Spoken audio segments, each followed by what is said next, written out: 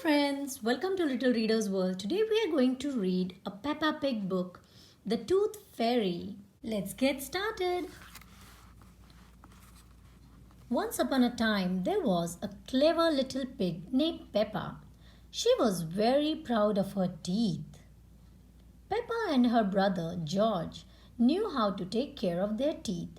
They brushed them every morning and every evening. Brush, brush. Peppa and George loved playing dentist. Peppa would pretend to be the dentist and George would be her assistant. George's toy dinosaur was the patient. "What lovely, clean teeth you have, Mr. Dinosaur," Peppa smiled. "Grr," said George. One day, after playing the dentist game, Peppa and George were eating their dinner. Suddenly, something fell onto Peppa's plate. Clatter, clatter. It made Peppa jump. "What's that?" she asked. "Ho, ho, it's a tooth," Daddy Pig laughed. "But where is it from?" asked Peppa.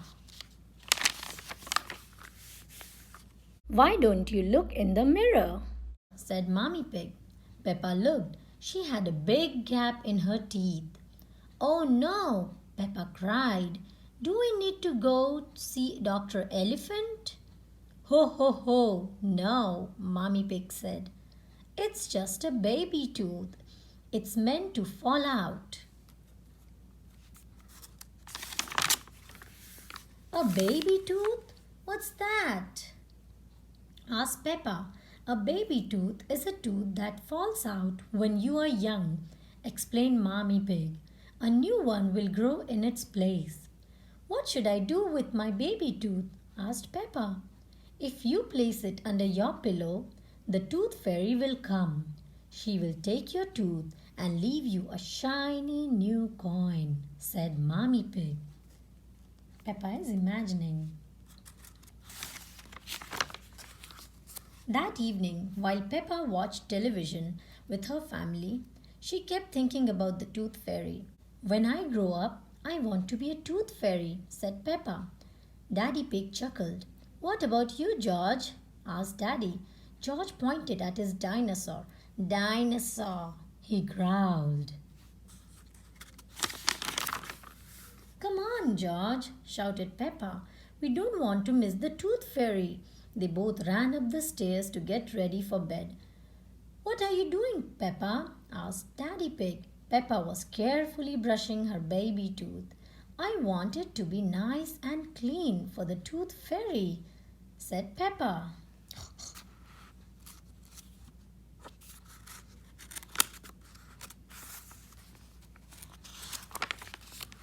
Peppa tucked the tooth under her pillow. "Are you sure the tooth fairy will be able to find it?" she asked. "I promise," said Mommy Pig. "Just you wait and see. Good night, Peppa and George." "Good night, Mommy. Good night, Daddy." Hee hee.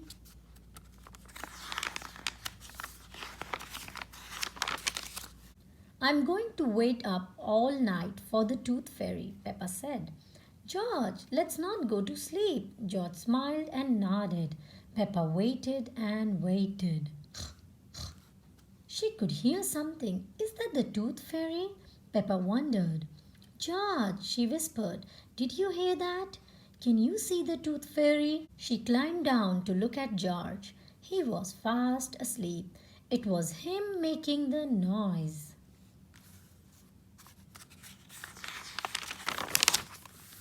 "I'm much better at staying awake than George," Peppa sighed. She settled back in her bed. After a while, her eyes started to close. She quickly opened them again. "I'm going to stay awake and see the tooth fairy," Peppa said to herself firmly. But soon she was asleep.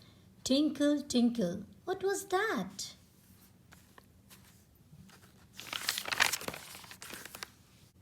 It was the tooth fairy.